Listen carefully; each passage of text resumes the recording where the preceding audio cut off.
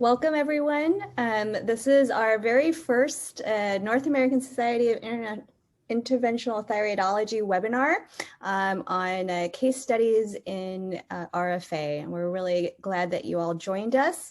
My co-moderator this evening is Ralph Tufano, and we have three excellent panelists featuring Dr. Baek from Seoul and Asan Medical Center, and Steve Hodak from NYU, and Tim Huber from OHSU.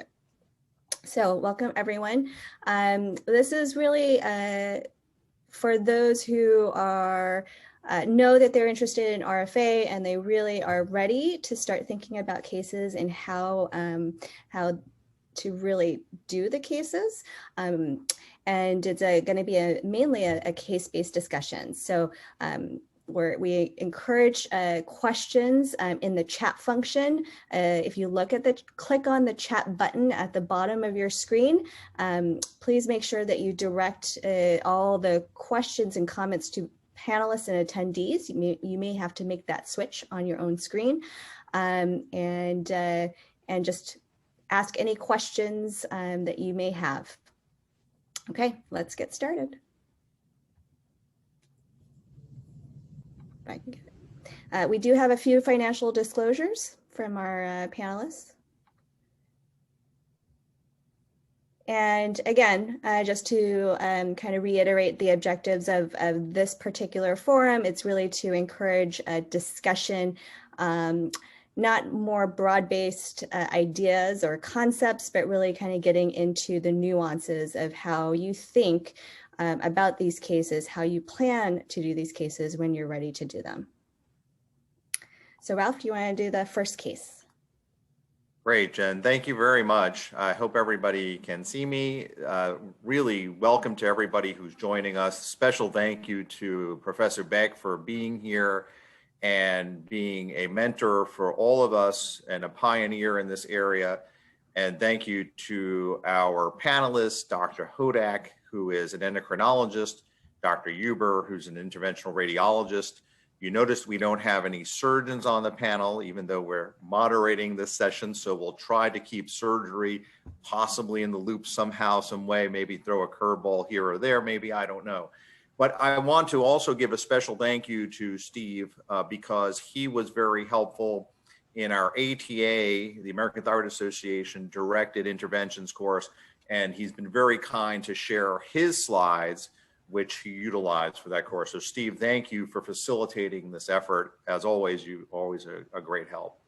So this is the first case we're gonna do. And it's interesting that we label it as a cosmetically bothersome nodule. This is a 66-year-old woman who's had a thyroid nodule for quite a while. She really thinks it's unsightly, especially as you can see when she swallows, you can see that movement and it's irritating to her, but it really doesn't bother her symptomatically otherwise. She's had 2 fine needle aspiration biopsies that have resulted as benign cytologically, and normal thyroid function. The ultrasound appearance completely consistent with a benign thyroid nodule, and no risk factors for thyroid cancer. So Steve, since this is your patient, is this an appropriate case for RFA? Do you think that this is a case that maybe one should be thinking about even as a first case? Yeah, great. So great question, Ralph. I mean, it's sort of a softball because this is sort of the ideal case for radiofrequency ablation. This is an otherwise healthy patient with a minimally symptomatic nodule, whether it's cosmetically symptomatic or if it even had some compressive or obstructive symptoms, it would still be a very reasonable target for radiofrequency ablation. I think the important things are ensuring that the nodule is low risk, and typically a benign biopsy ×2 is adequate for doing that. The ultrasonographic appearance, of course, is important. But to answer the second part of your question about is it a good first case, I think that could be the case, assuming the operator is adequately trained and comfortable with the procedure. And the point that I would make repeatedly is that this procedure is simple, but it's not easy. It looks very straightforward, but execution is really critical. And it takes a surprising amount of practice, even for good operators, to achieve good proficiency. So I would just advise everybody to not underestimate the amount of preparation that's needed to do your first case. Yeah, thank you, Steve. Jen, can you do an advance, and I think we have an ultrasound as well that shows the nodule in a transverse view so that everybody can appreciate the echogenicity and the sonographic features of the nodule. So I think everybody would agree that this is a benign nodule. Dr. Baek, can you tell me what are the critical components of your ultrasound evaluation when you're thinking about strategically a plan to do RFA? Is it just adequate to have a transverse and sagittal view? Do you use Doppler to help you get an appreciation for how you're going to target and strategically treat this nodule? Can you give us a little bit of what the essential findings on ultrasound are that you need to have to help plan your procedure and be successful? Hello everyone, my name is Dr. Baek from Seoul, Korea. In my opinion, this case is wonderful to recommend for beginners. So when I plan thyroid RF population, the first one is location. I would say location is the most important thing. I mean, if thyroid nodule is totally inside the thyroid gland, it would be better. Then exopedic nodule, especially inferiorly, is very difficult to treat completely at one session. So this nodule shows nearly surrounded by thyroid gland, and size is acceptable to treat. The other thing is vascularity. I always check the vascularity because as you know, we treat the nodule using vascular ablation technique. It is very effective to control vascular thyroid nodule. If thyroid nodule is not vascular, you don't need to use vascular ablation technique. So I would say location and vascularity is very important. Yes, thank you, Dr. Baek, for letting us know that and talking about the vascularity and appreciation. Can you tell us specifically, though, because I think even though it's a little bit of an advanced technique for some, this vascular ablation, what do you do differently if a nodule has a significant amount of vascularity, as you were saying? And what is your concern if you don't treat those vessels? Yes, that's very important.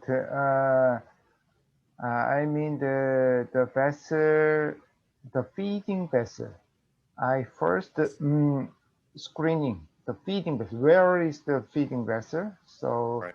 I first target the feeding vessel, especially in isthmic area. I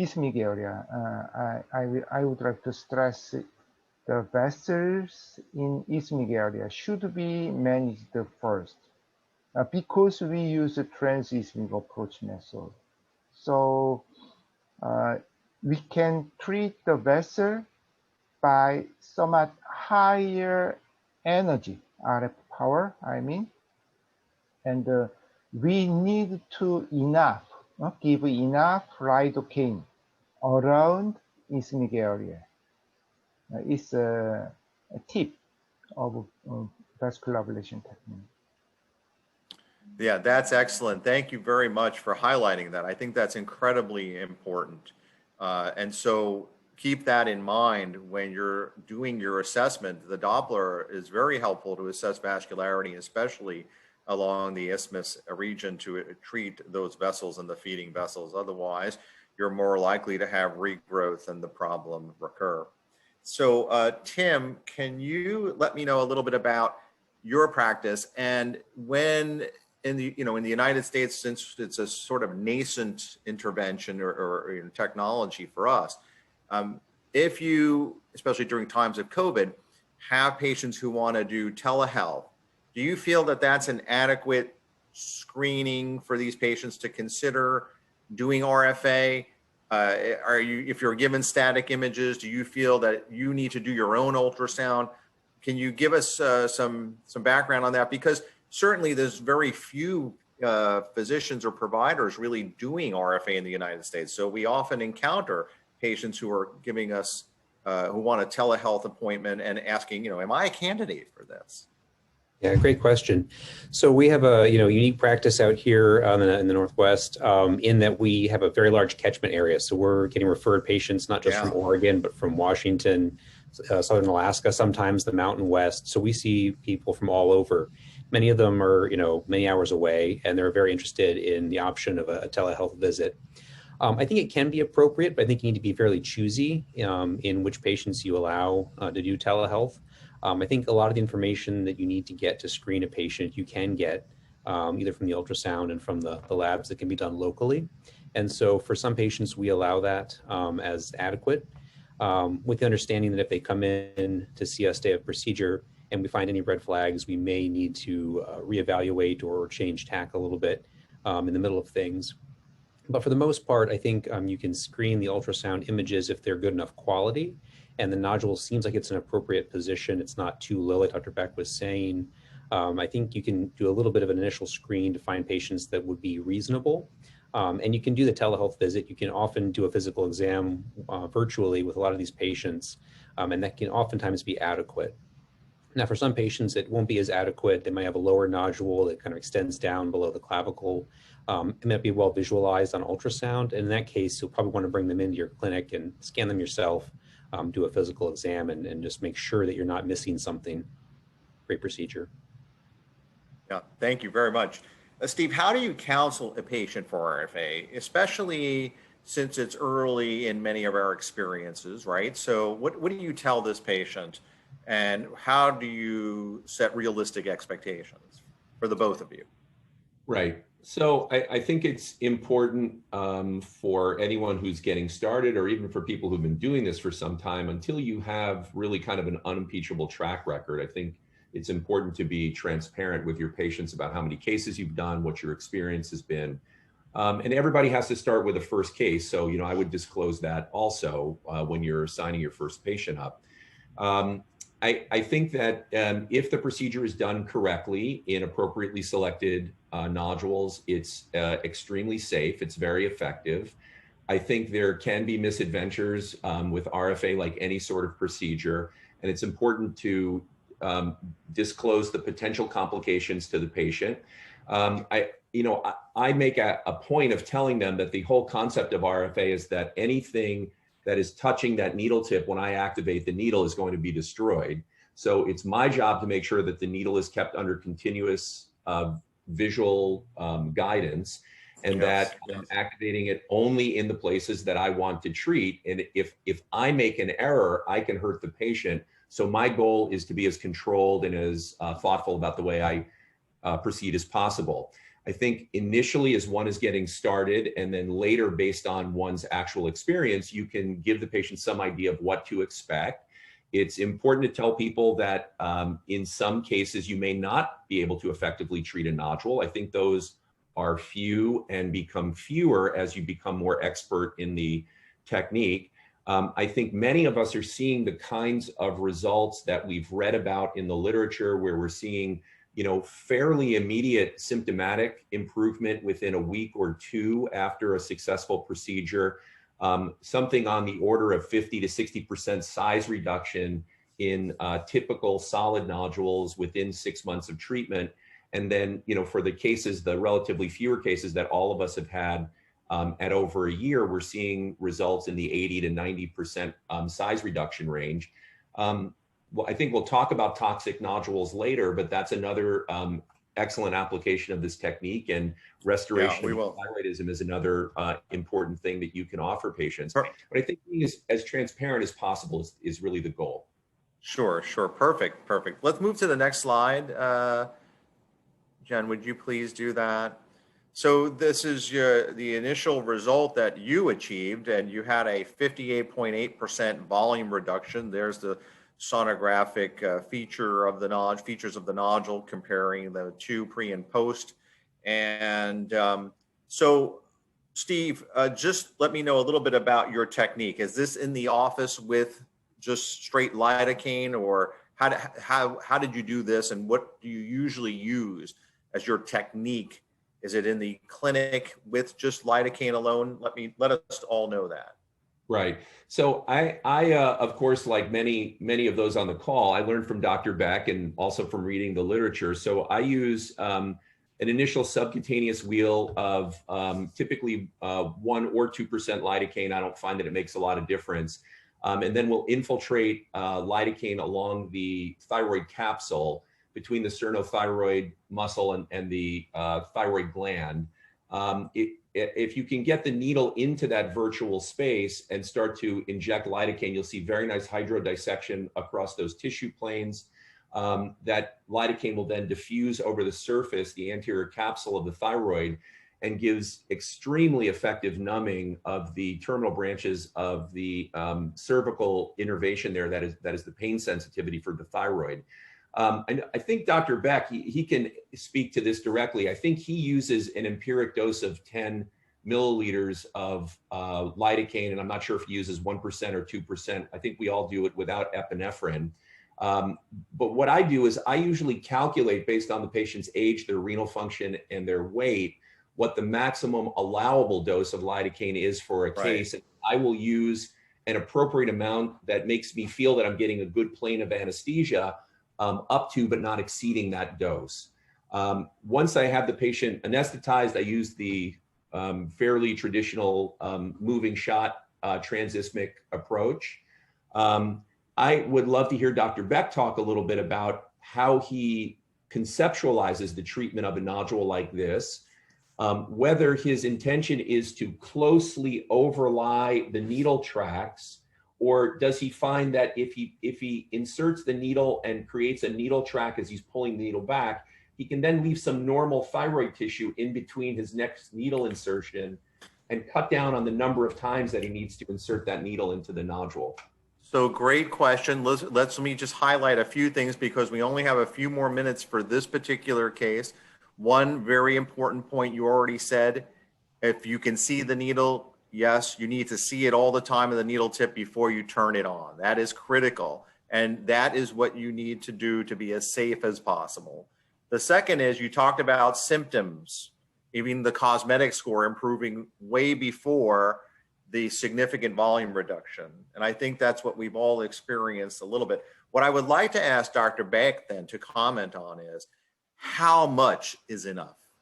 Do we need to be very, very, very dedicated to ablating every single area of the parenchyma of this nodule? Or as you had just said before, is there a technique where, you know, we can create that injury parallel along that track as we're coming back as well? You know, so how do we do that? And then how much power, how many joules, is that all important? I know that's a little bit more advanced, but just the general concept, Dr. Baek, can you please let us know about the moving shot technique and how much do we have to ablate? Yes, that's important. In terms of electrode tip and power, I usually use 1 centimeter active tip with 50 watt of RF power. So if it is not work immediately, I increase the RF power, and I treat as much as possible at first session, as much as possible, and then wait. If undertreated area does not grow, I leave it. However, if untreated area start to grow, I plan second ablation. And So, this is very, yes, go ahead.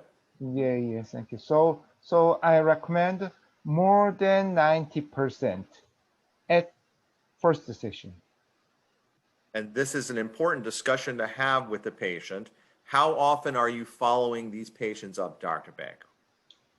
It depends on the completeness of ablation. If nodule is nearly completely treated, first visit would be 6 months. If not, first follow-up would be 1 or 2 months to decide the second ablation. Fantastic. I think that please, I would encourage everybody, use the chat function. There'll be many questions. We can't get to all of these questions right now. We'll also try to get back to you by email if you have more questions. And so we're going to move on to the second case, and Jen's going to take that over and ask appropriate questions regarding it. Thank you. All right, so our second case is a really, really large thyroid nodule. A healthy 39-year-old woman who has a long-standing thyroid nodule that's really only been mildly symptomatic in the past. She reports occasional choking with both liquids and solids, but has a globus sensation that is positional.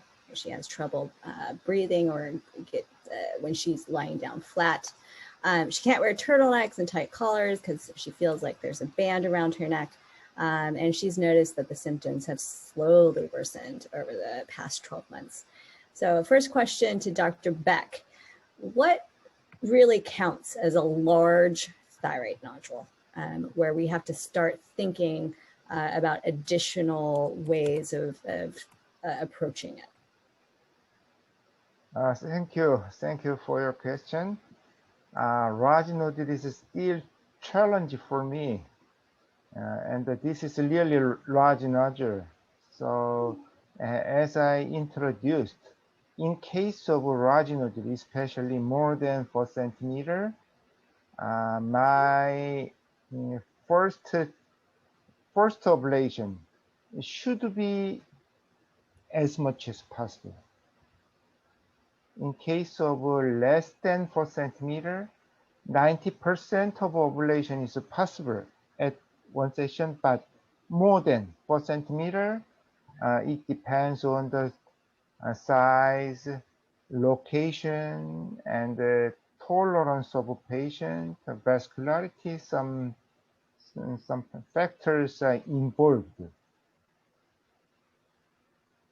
Thank you. Yeah, that's large nodules are really difficult. I think that we're all learning here in the U.S. So Tim, you got this lady that comes in now.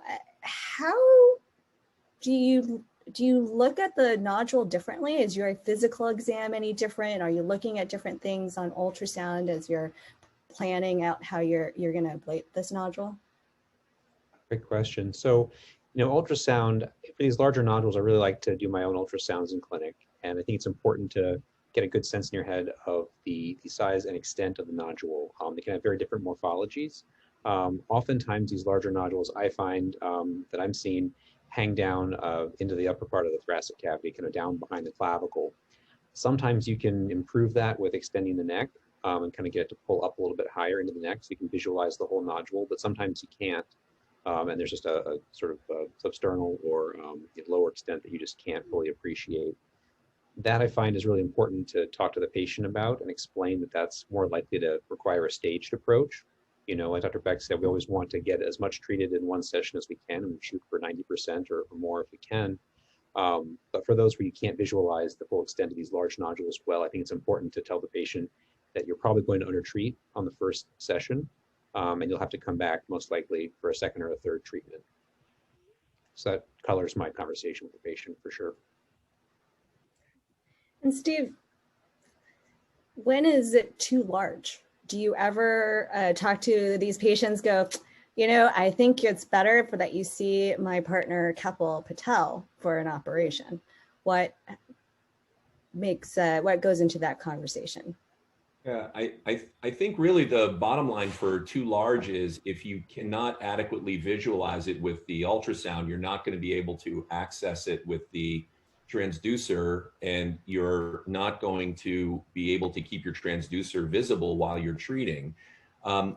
That was sort of my original definition of too large. You know, if I couldn't see it well enough, then I couldn't treat it, and so then it was too large. Michael Dweck, I'm not sure if he's on the call from UCLA, actually has suggested in a couple of meetings that you can take nodules that extend very far inferiorly, even well below the clavicle, and intentionally plan to treat nodules like that in a multi-step ablation, where you're initially treating the more cranial parts of the nodule, the intent being that after treatment, those areas will involute, atrophy, and shrink, and then the more inferior parts of the nodule will rise superiorly, and then in a separate procedure become more easily accessible. So I think really the question is what's too large for a single episode of RFA? And kind of if you can see it and you can access it safely, I think you can treat it, and nodules can be quite large in that case. This particular nodule in this case was nearly 7 centimeters in its length. And as we'll see, I think I did treat it in one session. And it was a long case, but we got a very good result. So, that's surprisingly large, but you can still treat it. It just depends on where the nodule's located. Tim, do you do anything different in terms of pain management for these much larger nodules that are going to take a longer time to ablate? So for our sort of pain management protocol here, we've started giving patients Tylenol pre-procedure. And that seems to actually help a lot post-procedure with their pain as well. And then we've had much better toleration of the procedure with that. We've also started using Marcaine in addition to lidocaine. So we'll do the initial parathyroidal injection of lidocaine, but also give some Marcaine, usually kind of split it between the pre and then post. And having that little extra to give throughout the case, it seems to help patients tolerate these longer procedures. You want to be prepared for a longer procedure with these, 5, 6, 7 centimeter nodules, because it's going to take longer, as I'm sure Steve will tell us. Those are kind of two things that we're doing in our practice that seems to help patients tolerate these longer procedures. Sometimes their anxiety or their neck pain or discomfort can be the biggest limiting factor for you. And Dr. Baek, you can see here there's a post 1 month RFA ultrasound. How do you think about these large nodules in terms of assessing for problematic areas of regrowth on your follow-up? And when do you address them? Excellent result. The scale, who treated this one? The scale is better than me. And Dr. Hodak. Hodak, Steve, wonderful. Huh? You are better than me. In my opinion, considering the large size of the nodule, the result is amazing. Very, very nice result. So the Doppler would be important. If there is remained vessels, we treat as much as possible the nodule, and the second session will be shorter. I mean, the vascularity is very important to decide the second ablation. So is there any Doppler ultrasound imaging? No? I didn't show the Doppler ultrasound images, but there was, so that you're asking, of course, the right question. Inferiorly on this post-treatment on the right, the 1 month post-treatment, you can see that little black line that's sort of right above the 3.1 centimeter title. Yeah. That's a vessel. And if you you look at 9 o'clock on this nodule, just below the 47.2 millimeter mark, you can see there's a little bit of untreated tissue there. So I think, full disclosure, I think I got a very good result from this nodule. We'll see if it regrows over time or if it requires a second treatment. But thank you for the compliment. This nodule was not vascular in the treated areas after the treatment. And anyway, very excellent. I had a good teacher. So Tim, we see that the nodule looks quite different from the pre to post ablation ultrasound pictures. Since you have such a huge catchment area, I assume that you're not having everyone fly into Portland for your follow-up ultrasound. So what's your protocol for patients that are a little bit farther away? How do you communicate to outside radiologists that might be doing these ultrasounds and seeing a really nasty looking hypoechoic nodule? And often they're actually hard too for patients. So walk us through that counseling and your protocol for that. Yeah, great question. So in this up here, we started a multidisciplinary group where I see the patients, but we're also discussing them with surgeons and endocrinologists as well. And so early on in this, I reached out to our radiology colleagues who do the ultrasounds and follow up for us, as well as some in the community who will be involved in that potentially, just to kind of give them a heads up on post-operative appearance, kind of what to expect on these nodules. I'm trying to educate the radiologists as well on this new thing that we're doing, because it's a little unusual. And like Jen said, they can take on a sort of worrisome appearance if you don't expect to see this. So trying to counsel everybody with some education sessions before they were going to see these patients so they wouldn't kind of raise the alarm flags too soon. Our protocol out here is we scan everybody in clinic. So they all come back to see me at 1 month post-procedure, where we do in-office ultrasound, checking for complications, checking on the voice, making sure that the symptoms are improving, hopefully, and there's some reduction in the volume. Then we do a formal ultrasound at 3 months, and that can be either done locally if they're in the area or remotely. And some of those 3-month visits I'm doing actually virtually for some patients that are farther away, since we can get the ultrasounds typically locally there with friendly radiologists that have been kind of prepped on what to expect, as well as labs for patients at 3 months who had thyroid function abnormalities ahead of time. We can talk about that a bit more in the functional nodule section. And then we're scanning in clinic, basically, in most cases, no charge at 6 and 9 months, and then another formal at 1 year. So basically every 3 months with a 1 month follow-up. Excellent. So it's really important these patients aren't a one and done deal, unfortunately. You have to keep tabs on them for a while to ensure the success of the ablation. So Steve, you mentioned that you're going to wait and see on this patient whether or not she's going to need a second ablation. How do you set the expectations with patients in terms of how much volume reduction they can expect to have with these larger nodules, and do you aim to actually achieve the 80 to 90% threshold that we usually see with single sessions, or do you have different criteria for this group? Yeah, so yeah, that's obviously the critical question. I think, as Dr. Baek was saying earlier, my goal, I think all of our goal when we're treating these nodules is to completely destroy the nodule. And I think in theory, if you can completely and thoroughly treat a nodule, the nodule should be completely destroyed and you should get a maximal reduction in size and a maximal outcome. It's pretty clear from the literature, and I think from everybody would agree with this from their experience, larger nodules are harder to treat, and you often fail because it is just a much more ungainly target. So I would counsel a patient that my goal is to give them maximal size reduction, restoration of euthyroidism if they're thyroid toxic, but my intent is to definitively treat the entire nodule. I will tell people that larger nodules are harder to treat, and there's a higher likelihood that my treatment may be incomplete, though I will try as hard as I can to thoroughly treat it. I think large nodules, if you can treat them through their entire volume, you'll get just as good an outcome as you will for smaller nodules. but that's often easier said than done. And I think that's the point.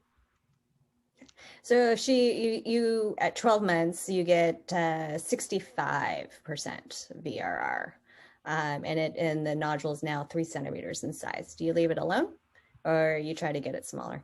Yeah, so this was a cytologically benign cosmetic nodule that was causing some symptoms that she didn't like. If the cosmetics are improved, if her symptoms have resolved, if the volume reduction decreased steadily and then plateaued, I might be tempted to just keep that nodule under observation and only treat her again if it starts to enlarge or if her symptoms come back. If the nodule decreased in size, but then started increasing in size, I think I would take that as a sign of a more definite treatment failure and would probably want to treat that nodule or retreat that nodule sooner. And then for any 3 of you guys, how consistently do you guys keep track of how much energy you are delivering during your ablation procedure? And do you aim to deliver an average amount of energy for any particular volume nodule? So we started tracking with the StarMed equipment our energies for every case now for each nodule that we're treating. At this phase, we're mostly using it for learning and feedback for ourselves. We're trying to get a better sense of when we're noticing residual tissue left behind or treatment failure like Steve was talking about. Are we noticing in our own patients certain thresholds with joules per cc of tumor volume that kind of correspond to that? It's something we're sort of looking at for quality purposes here. So I don't have any data to tell you just yet or any thresholds, but we are starting to monitor that. And I think it's important that everyone be mindful of that and try to start tracking it as much as they can for research and for quality purposes. I think it'll become a commonly reported part of the dictation.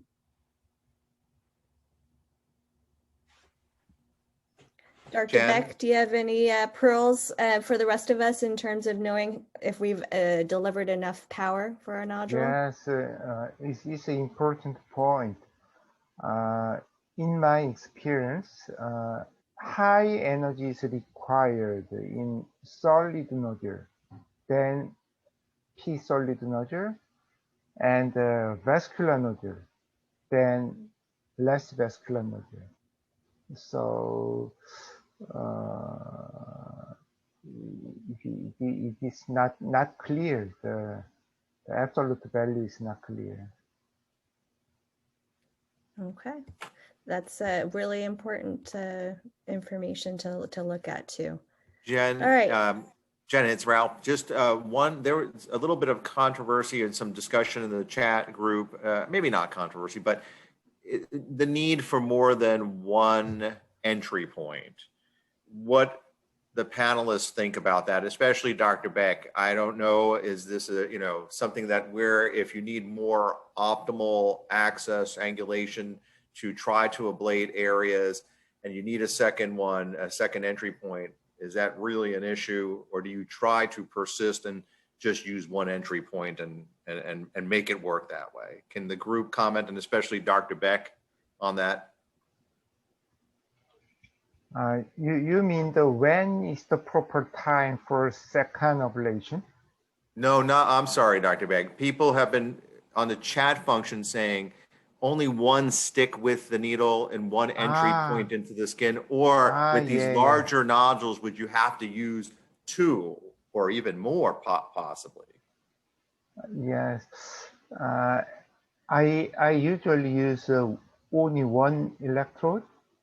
And you mean the puncture point? The puncture point, yes. Puncture point, yeah.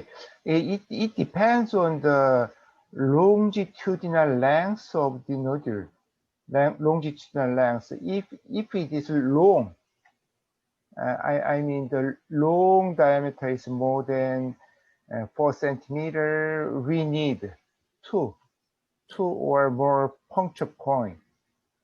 But if it is less than 4 centimeters, one puncture point is enough. Excellent. Thank you very much. And I think that is the important thing here, is that if you need a second puncture point to allow for more complete ablation, why not? Because the alternative would have been something like surgery for this patient to treat this. What is really the downside of making another puncture point to get a more adequate ablation? One other question related to these larger nodules. What if this nodule is predominantly cystic? How do you manage that? Let's say it's not greater than 80% cystic, but it is certainly very cystic. Can anybody on the panel comment about technique? Would you drain the cystic part first?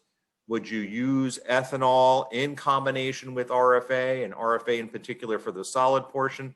We don't always have these large, completely solid nodules. In my opinion, there are several technical methods. I mean, the combination of ethanol or aspiration, but I prefer using RF ablation only. Usually, I do not combine ethanol, and I treat the vascularized solid portion first.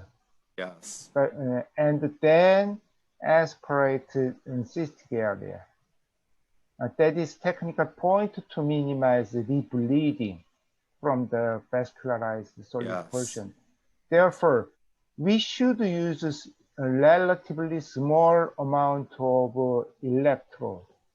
I mean, the 7 millimeter or sometimes 5 millimeter small small electrode tip, because the solid portion is not so much. Yes, yes. Great point. This is excellent, and that you know that the group now can say that we can use RFA alone in these circumstances, and in fact expect very good to excellent results. So thank you. Let's move on to this last case in the last 20 minutes or so. We'll need to finish on time. This is a solitary hyperfunctioning thyroid nodule. And so we had some questions in the chat group about this situation. This is a very healthy 40-year-old woman. She presented with moderate hyperthyroidism and a very clear-cut, autonomously functioning left thyroid lobe nodule. And you can see confirmation on the radionuclide scan. And this is important. The thyroid function was normalized on methimazole. This patient refused radioactive iodine and surgical management for one reason or another. And it is very interesting, the difference in our demographics. We see this, especially in surgery, that most of the younger women would shy away from radioactive iodine for many obvious reasons, and maybe some not so obvious, and maybe prefer surgery, but this would be a very nice happy medium if it works. So most of these nodules are benign, and I'll ask Steve right off the bat. Steve, do we need to final aspiration biopsy this nodule? You've done your ultrasound, it looks benign. You know it's autonomously functioning. I know we're starting off with RFA, but would you biopsy this otherwise? Do you need a biopsy? Yeah, you know, Ralph, I mean, it's a good question. And I think if you want to be dogmatic about it, if you're convinced that it's a straightforward hyperfunctioning nodule, the dogma is that is not going to be a malignant thyroid nodule. But I've certainly encountered malignant hyperfunctioning nodules. Yes. I'm sure all of you have too. FNA is such an easy, helpful, straightforward procedure. You know, you really have to twist my arm for me to not want to do an FNA. So I think doing at least one negative FNA in a nodule like this that is hyperfunctioning, I think that's adequately reassuring. I don't think you need to do it twice. I would remind people, if the nodule doesn't look like a typical archetypal hyperfunctioning nodule, I think you have to be a little bit more suspicious about that. But in this case, I would do one negative FNA, and if as long as the results are convincing, I'd proceed with RFA treatment. So great, thank you.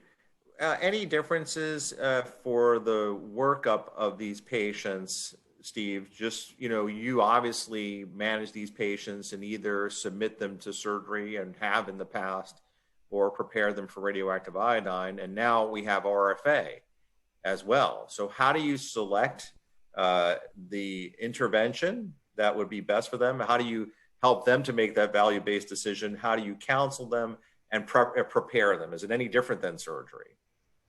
Well, obviously the big difference, until we have a CPT code, one of the major factors is the cost, right? Yes. So there's generally no third-party coverage for radiofrequency ablation, and it's not an inexpensive procedure. I think it's costing anywhere from $3,000 to $5,000, and sometimes more depending on where you're doing it. So that is sometimes a deciding factor right off the bat, that if you need definitive management, RFA may not even be accessible to some people, and then alternatives are going to be the only options you have. I think this is a discussion that you have with the patient. There are risks and benefits of each type of procedure. And I think the important thing is to just be transparent about what they are, what the advantages are, what the benefits of RF are, the benefits of surgery, the benefits of radioactive iodine, which I think is probably a third line option in this case. But the patient has to be educated, and then I think they make the decision about what fits best for them. Right, absolutely, agree. Dr. Baek, these are more challenging, of course, right? You're needing to achieve a functional result as far as trying to make them euthyroid, these patients. And is there a volume cutoff that you say, maybe this is not going to be as successful, I may need to do 2 treatments or more?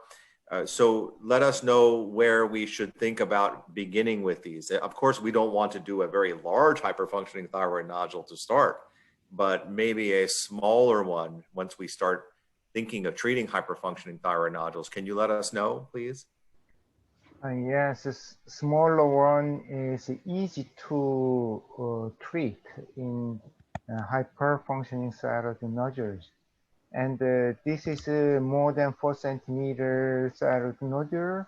And maybe it is not easy to treat at one time. Yes. However, we can treat a big nodule by additional RF ablation. And Dr. Baek, please comment on vascularity, and if it was important before in some cases, how much more important is it in this type of situation with the autonomously functioning nodules? Yes, as we know, endocrine tumors release hormone into the vessels directly. So usually endocrine tumor is hypervascular than non-functioning thyroid nodules. So vascular ablation technique is more important in hyperfunctioning thyroid nodules. Tim, thank you, Dr. Baek. Tim, in your practice, when you see these patients, what is your strategy? How does it differ from those that have a non-functional benign nodule cytologically? Yeah. So I think the size is a real important consideration initially when you're talking to the patients. I think Dr. Baek, his comment on smaller nodules being important to start with is really has been true for us. We've selected smaller nodules to treat initially, and the first 2 patients we've treated here, we've had very good success. Both were euthyroid by 3 months and have been able to maintain that and resolve their symptoms. So I think that picking smaller nodules for your first cases is a good way to go. That bigger volume reduction, more complete treatment is going to be much easier with those nodules. Another consideration is these tend to be hypervascular, and so there can often be a lot more heat sink. It can be a little bit more difficult to get a good treatment of the margin of these nodules. So I think some of the perivascular ablation techniques Dr. Baek was talking about can be very useful in these cases. So I use those not infrequently during these kinds of cases. But setting expectations with the patients, I think, is very important. I mentioned to patients that if they want a one and done type of treatment, surgery is the best option for that, although we'll try our hardest to make it a one and done kind of treatment with RFA. And that's a great point. I'm glad you brought that up. As Tim, being an interventional radiologist, is very fair and includes all of the treatment options on the table for the patient to make the informed decision that they feel is best for them without bias, or at least without a lot of bias. So I think that that's excellent and a great discussion, because we really have to disclose and avoid paternalism, all the options for the patient for them to make an informed decision. The methimazole in this case was discontinued immediately post RFA. This is the Steve Hodak highlight show here.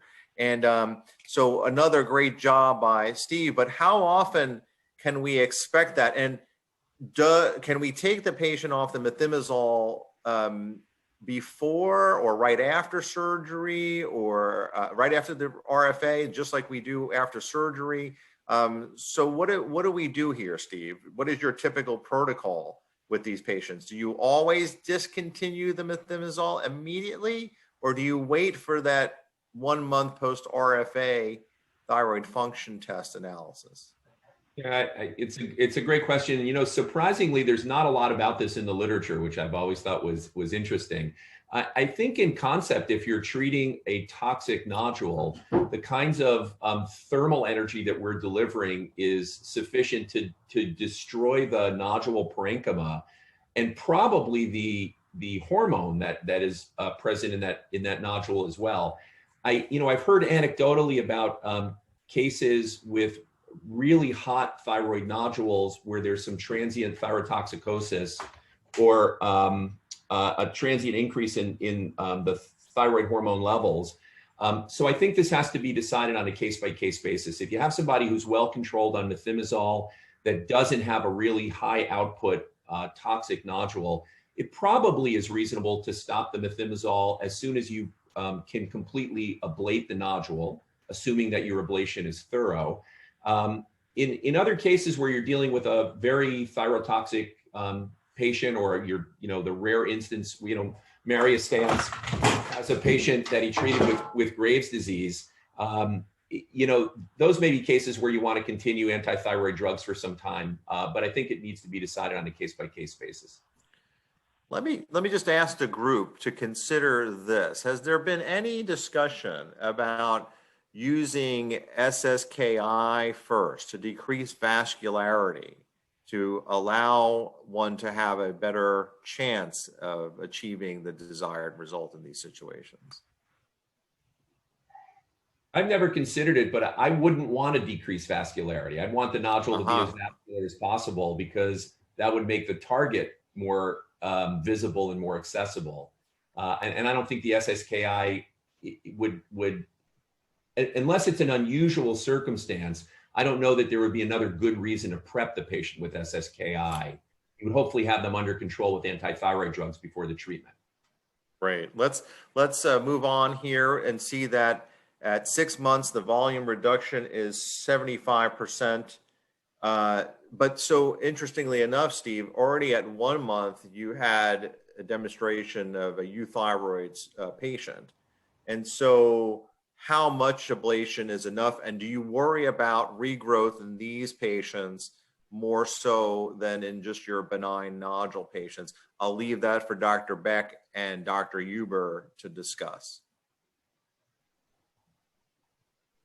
This case seems to be very nice, and it is excellent to achieve normal thyroid function by single session RF ablation. But if the patient shows some regrowing from the margin, maybe second ablation is required. Do you follow these patients any differently, Dr. Baek, than your patients who have a benign nodule, cytologically non-functional, especially if you think that you've ablated everything? Do you change that follow-up at all? Do you mean the benign nodule changed to cancer? No, I'm sorry. Compared to your follow-up for your benign nodule patient that you treat with RFA, do you follow these patients with autonomously functioning nodules any differently because you're worried that they may actually come back with hyperthyroidism quicker and you may need to intervene? Do you do thyroid function tests more liberally on them to follow up? Yes, thank you. I'm sorry. No, it's okay. Very early there too, I understand. The follow-up protocol is different in terms of the thyroid function test. Yes. Every follow-up we do thyroid function, and if TSH starts to decrease, we plan second ablation. Excellent. Tim, any thoughts on that? Based on your non-functional benign nodules, when do you measure thyroid functions again, and how, and how often? Are you worried that these patients can become hypothyroid and maybe we're not capturing those? Is it an early phenomenon versus later phenomenon versus the toxic nodules? Just some thoughts on that. I know some colleagues in the United States, while treating larger nodules, may be more concerned that we're seeing more hypothyroidism than we were expecting initially. Yeah. So for non-functional nodules, we're checking TSH at the first follow-up. And in most cases— At 1 month? At 1 month out? Yes. At 1 month, yep. And then we've discussed, how frequently we want to follow after that. And we've sort of settled on, in the absence of any symptoms, hypothyroid symptoms, that we're going to follow up at 1 year. So 1 month and 1 year is kind of where we're going to land for non-functional. For functional nodules, we're following everybody basically with TFTs until they're become euthyroid. And then typically one more follow-up past that, just to see if we've overshot, if they become hypothyroid after that, just to see how things go. Kind of want to see a stabilization of their TFTs before we decide to discontinue, and then start spacing out their TFT follow-ups. Steve, how long should we follow them up with TFTs, these toxic nodule patients? I agree exactly with what Tim said. So I think that you want to have some post-treatment follow-up, first to make sure that they remain euthyroid, and then to make sure that they don't become hypothyroid. I think what Tim is suggesting is right on target. Ralph, can I just make one other point? I think please. Toxic nodules are by definition clonally neoplastic tumors, right? These are, this is a single autonomous cell that's divided and formed a neoplasm. There is a higher likelihood that a neoplasm will regrow than a hyperplastic nodule, a truly benign nodule, will have to regrow. And so I think these nodules, these autonomous nodules, probably have a higher risk of regrowth if they're not adequately treated. So it's really important, especially for these, to thoroughly, completely ablate the nodule. Agree completely. And so you see the summary slide that you nicely provided, looking at a few of these studies, that really the smaller nodules respond best. And those are nodules that are typically less than 25 cc's from a volume standpoint. And so you can see restoration of euthyroidism between 22 to 88%. I guess that's the mean is 57%. And the Koreans multi-center data showed TSH normalization in 82% and a volume reduction in 82% of the patients. And again, we have to put all of these options on the table for the patient, for them to be able to make the informed decision as to what's best for them, knowing that they have 3 options usually, or even including staying on their, medication to have to make this decision. So this has been great. I think the time is coming to an end. Anything that we want to cover that we didn't cover? Any other points of emphasis that anybody wants to make? Dr. Baek, thank you very much for your participation early in the morning, as always. Any final words, Dr. Baek, to leave us with? It's my great pleasure to join this wonderful conference, and you developed a new society, NASIT. Congratulations. Well, thank you, Dr. Baek. It's very nascent. We want to be very inclusive. We're still trying to figure out what we are going to do, but we want everybody who has any interest in these interventional techniques to participate, and you will always be an honorary member of whatever we do, for sure. How to be a member? Oh, well, it's still very early. We need to work on this, but right now I think Jen will probably talk a little bit about just the website, one little final line, and then we'll let people know a little bit more about becoming a member in the future, but we're not there just yet. Thank you. So I think a lot of people are asking what NASIT really is. And NASIT's really just a name that makes it easier for us to, the small group of us that have been starting to do this RFA procedures here and have really kind of come together to share ideas, to learn from each other. It's an easier name to say and give us, but we do want to expand and share and learn with others and make it easier to do so. So we're hoping that this webinar series will give us a forum to do that. And we are planning to do this kind of on a quarterly basis. But those of you who are interested in radiofrequency ablation, want to be part of this expanding group of physicians, multidisciplinary physicians that are doing this here in the United States, please let us know. We have a website that is up and running, www.nasit.org, where you can give us your email address. And as things kind of move forward and we start to have more events and such, we will notify you. And we hope that the website will actually be just a nice sort of centralized resource for all of us who are doing RFA here in the US and in North America. So please check it out. Thank you all very much.